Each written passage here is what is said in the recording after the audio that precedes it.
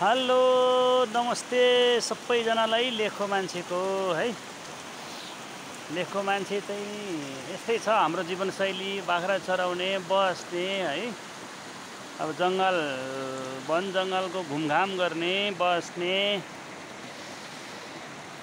बाख्रा चराउने होइन।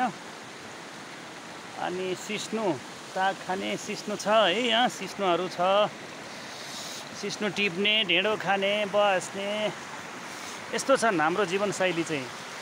अब हजुरहरूको सुनाउनुहोस् के छ खबर होइन।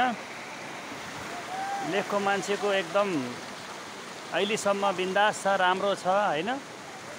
ल हेर्नुहोस्,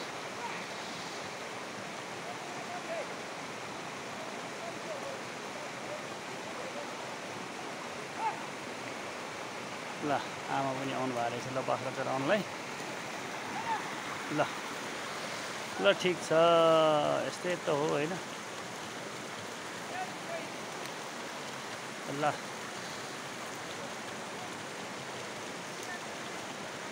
यहाँ चाहिँ खोला छ होइन। अलि सुन्नुहुन्न होला तपाईँहरूले होइन, अलि सानो साउन्डमा मात्र सुनिनुहुन्छ होला। खोलाको आवाजले चाहिँ नि बोलेको त्यति राम्रोसँग सुनिँदैन होला। तैपनि मैले यहाँको मनोरम दृश्यहरू देखाउने कोसिस गर्दैछु तपाईँहरूलाई है। ल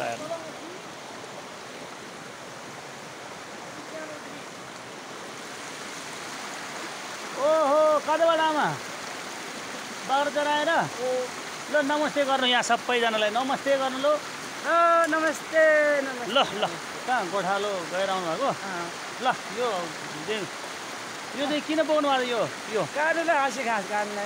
अब यो घाँस काटेर बाख्राले खुवाउने। ल ठिक छ, कतिवटा छ बाख्रा तपाईँको? ल ठिक छ, वनमा अब है यस्तै छन्। ल ए ल बाघ पनि आइरहेछ। सानो बाघ कि ठुलो बाघ? ठुलो हो कि सानो बाख्रा खाने चाहिँ के? ए ल ल ल ल ल अब एक्लै चाहिँ हिँड्नु अलिकति गाह्रो छ यहाँ। ल ल ल ल म ल अलि एक्लै हिँड्नलाई डर मर्दो पनि छ। बाघ पनि आइरहेछ। कहाँ हिजो अघि भर्खर आयो? ठुलै छ क्या हो बाघ? ए ल ल ल ल ल अलि सचेत हुनुपर्ने रहेछ। ल ठिक छ। ल हिजो आज बाघको पनि बिगबिगी छ है, एकदमै बाघहरू पनि आइराखेको छ गोठालो। त्यही भएर निज गोठालो हिँड्नै पर्छ। अब बाख्रालाई मात्र छोड्ने कुरो आएन होइन। ल अब सँगसँगै हिँडिएन भने त बाख्रा ओहो ल सँगसँगै हिँडिएन भने त बाख्रा त सानो सानो त लिएर जान्छ फेरि बाघले। गाह्रो छ। अब हाम्रो गाउँघरमा चाहिँ लेखमा चाहिँ नि अब वातावरण चाहिँ राम्रो छ बस्न होइन। यताउता गर्ने त गाह्रो छ बस्न। यताउता तरकारीहरू वनमा पाउँछ, त्यो कुराहरूमा चाहिँ राम्रो छ। तर बाघ भालुहरू होइन कहिले बाली नालीमा चाहिँ बाँदर आउने गर्छन्। ती कुराहरूबाट चाहिँ हामी अलिक पीडित नै छौँ। तैपनि सब थोक सहेर होइन आनन्द मानेर चाहिँ नि हामी बसिराखेका छौँ। ल है मित्रहरू, हामीले खाने पानी मुहान चाहिँ यो हो। ल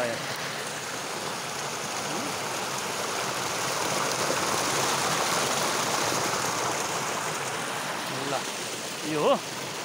यस्तो पो छ नि त हाम्रो त। ल हाम्रो जीवनशैलीहरू त यस्तै छन्। अब तपाईँहरूको बताउनुहोस् कस्तो छ होइन, के छ, कुन अवस्थामा हुनुहुन्छ? कोही विदेशदेखि हेर्दै हुनुहुन्छ होला होइन, कोही स्वदेशदेखि। हामी चाहिँ लेखतिर छौँ अहिले। मकवानपुर गडियाट इपखहरे भन्ने ठाउँमा चाहिँ नि छौँ अहिले चाहिँ हामी होइन। गोठालो गर्ने, बस्ने होइन। अब देश विदेश पनि गइएन। अब यस्तै छन् जिन्दगी। हामी त अब बारी खनजोत गर्ने, बस्ने होइन, कृषि कार्यहरू गर्ने। अब कृषि कार्य व्यावसायिक ढङ्गले गर्नको लागि त अब अलि धेरै नै लगानीहरू चाहिन्छ। हामी चाहिँ नि नर्मल आफ्नो जीवनयापन गर्नलाई ठिक्क हुने गरी मात्रै हामीले अहिले त्यस्तो खालको कामहरू गरिराखेका छौँ। तर यहाँ चाहिँ लगानी गर्न सकिने हो भने चाहिँ नि अवसरहरू चाहिँ राम्रो छ। जस्तै लोकल कुखुराहरू, जस्तै अब हैन बाख्रा पालन, कालिज पालन त झन् अत्यन्तै राम्रो हुन्छ हैन। त्यो कुराहरू त छन् नै, हामीले चाहिँ अलिकति गर्न त्यति सकिरहेको छैन। हेरौँ भविष्यमा के हुन्छ।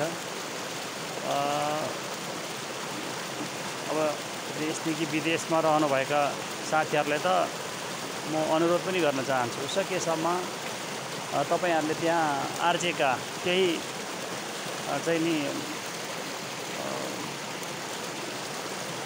एमाउन्टहरू पनि यहाँ नेपालमा ल्याएर खर्च गरेर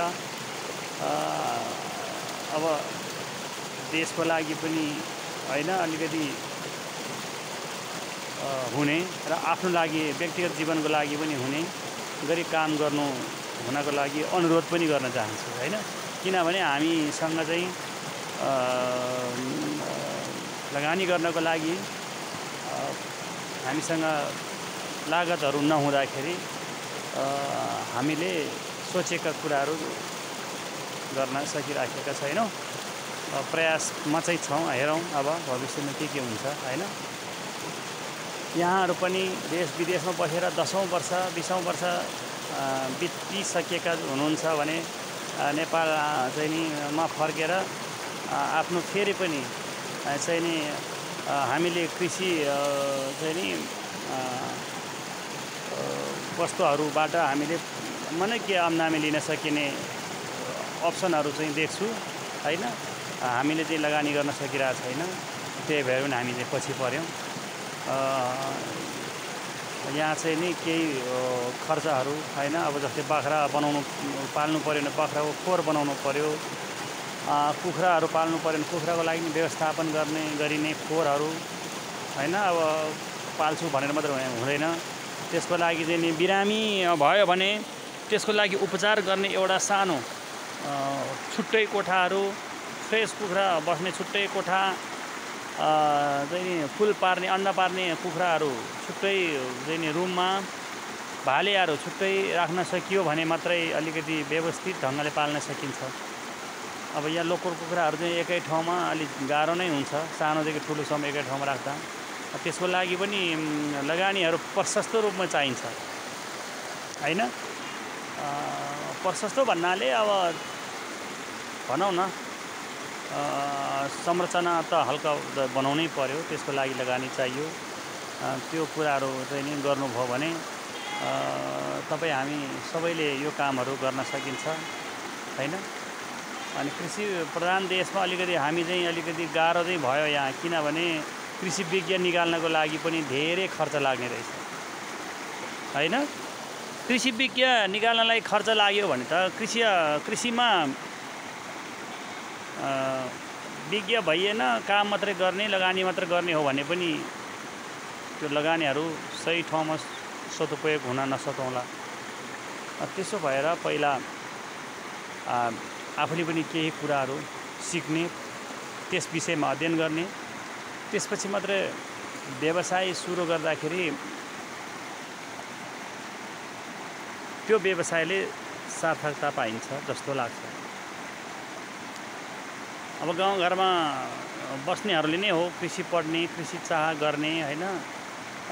धेरै जसो हुन त जताततै बस्नुहुनेले पनि गरिरहनु भएको छ, तैपनि पढ्नको लागि हामीलाई चाहिँ कठिन हुन्छ। गाउँघरमा बस्ने चाहिँ नि व्यक्तित्वहरूले कृषि पढौँ, त्यसपछि केही ज्ञान हासिल गरौँ, त्यसपछि मात्रै व्यवसाय गरौँ भन्दाखेरि कृषि पढ्नै सकिँदैन। हेर्नुहोस् अब कृषि पढ्नको लागि 18 महिना पढ्नको लागि पनि त्यही अनुसारको खर्च छ। हेर्नुहोस् अब भेटनरी पढ्नलाई पनि त्यही छ हैन। चाहिँ नि उता कृषि चाहिँ नि पढ्नलाई पनि त्यस्तै छन्। अनि तपाईँको डिप्लोमा गर्नलाई पनि खर्च हेर्नु होला। तपाईँको कोठा भाडा चाहिँ नि 4-5 वर्ष कोठा भाडा बस्नु पर्यो हैन। अब ब्याचलर गर्नको लागि हो भने अझ 7-8 वर्ष पढाउनु पर्छ हामीले। बजार बसेर कोठा भाडा तिरेर स्कुलमा फिस अब तपाईहरुलाई थाहा नै छ कति धेरै फिस लाग्छ पढ्नको लागि।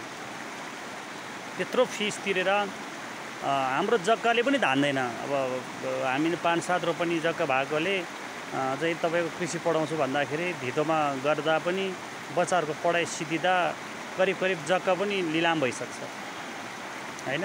अब कृषि प्रधान देशमा कृषि पढ्नलाई त्यति गाह्रो बनाइदिनु भएपछि अब कृषि प्रधान चाहिँ कसरी हुने हो हामी अलि अचम्मित नै छौं यो चाहिँ हैन। यस विषयमा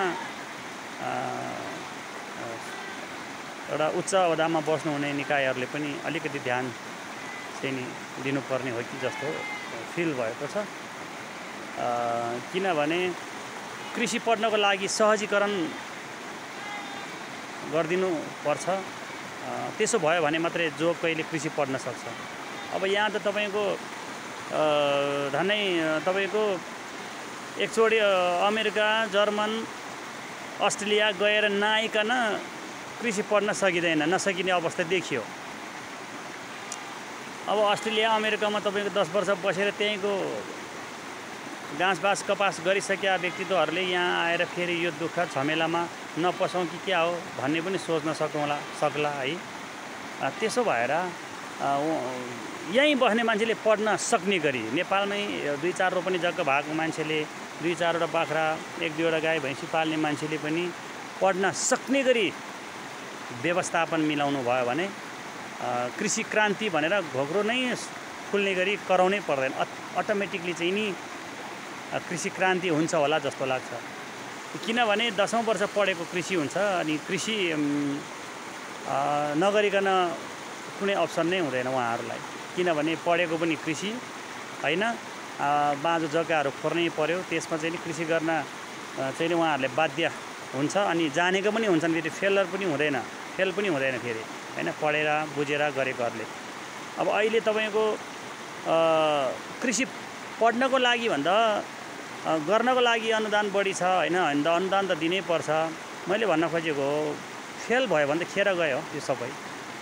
तर कृषि विज्ञ निकाल्नको निमित्त चाहिँ त्यत्रो खर्च गर्ने हो भने तपाईको धेरै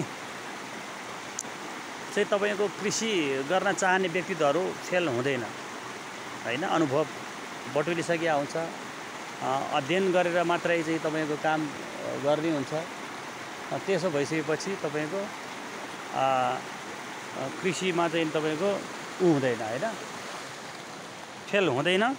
अनि त्यसो भएको हुनाले अब कृषि पढ्ने चाहिँ नि अहिलेका नयाँ भाइ बहिनीहरूलाई चाहिँ नेपाल सरकारले केही कुराहरू सोच्नु बाध्यता हो जस्तो लाग्छ, सोच्नु पर्छ जस्तो लाग्छ। किन पनि सोच्नु पर्छ होला जस्तो लाग्छ भने तपाईको पढ्न सकिँदैन, जो पाए त्यसले पढ्न सकिँदैन हैन। कृषि चाहिँ जो कोहीले पढ्न सकियोस् के, कृषि पढ्नको लागि चाहिँ जो कोहीले पढ्न सकियोस् सकेसम्म। कृषि पढ्नको लागि चाहिँ तपाईको जग्गा जमिन बेच्नु नपरोस् सकेसम्म। अनि कृषि पढ्नको लागि चाहिँ पढेर सर्टिफिकेट चाहिँ निक्लिने बेलामा, एउटा ब्याचलरको सर्टिफिकेट निक्लिने बेलामा त जग्गा जमिन चाहिँ नि लिलाम भइसक्छ। कहाँ गएर कृषि गर्ने हामीले। त्यसो हुनाले कृषि क्रान्ति भनेर नारामा मात्रै सीमित भयो भने देशमा चाहिँ नि कृषि प्रधान भन्ने कुरा हुँदैन। त्यसो हुनाले जो कोहीले पनि कृषि पढ्न सकिने गरी वातावरण चाहिँ नि मिलाउनु हुनको लागि चाहिँ नि हामीले नेपाल सरकार भनेको हाम्रो अभिभावक हो हैन, कसरी सकिन्छ व्यवस्थापनहरू मिलाइदिनु होला भनेर अनुरोध पनि छ। हामी सबैको पीडा हो यो हैन। अब कृषि पढ्नको लागि तपाईको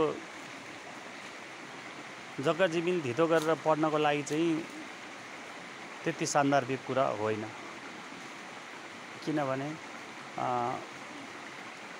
कृषि पढ्नको लागि अरू विषय जस्तिकै होइन नर्मल विषयहरू जत्तिकै सजिलो बनाइदिनु भयो भने जो कोहीले कृषि पढ्छ अहिले मान्छेहरू कृषि पढ्न नचाहनको कुरा एउटा मुख्य कारण पनि त्यही हो।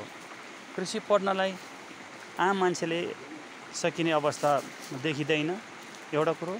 दोस्रो कुरो पढिसकेपछि सबैले जागिरको चाहिँ नि ग्यारेन्टी छैन होइन। त्यसो भए हुनाले जागिर नै गर्नुपर्छ भन्ने त छैन पढेर फेरि होइन। पढेर आफ्नो व्यवसाय गर्दा पनि आफू अनुभवी भइदियो भने त्यो चाहिँ तपाईँको कहिले पनि आफूले लगानी गरेको खेर जाँदैन यही भन्न चाहन्छु होइन। यति सम्भव भएसम्म यस्तो कुराहरूमा हाम्रो अभिभावकज्यूहरूले है नेपाल सरकारको उच्च ओहदामा रहनुहुने सम्पूर्ण कृषि विज्ञहरू होइन कृषिमा कार्यरत सम्पूर्ण महानुभावहरूलाई यो चाहिँ सुझाव पनि भयो हजुरहरूलाई। यदि चाहिँ नि मिल्छ भने त्यो कुराहरूमा अगाडि बढ्नु होला भनेर अनुरोध गर्न चाहन्छु। हस्, धन्यवाद।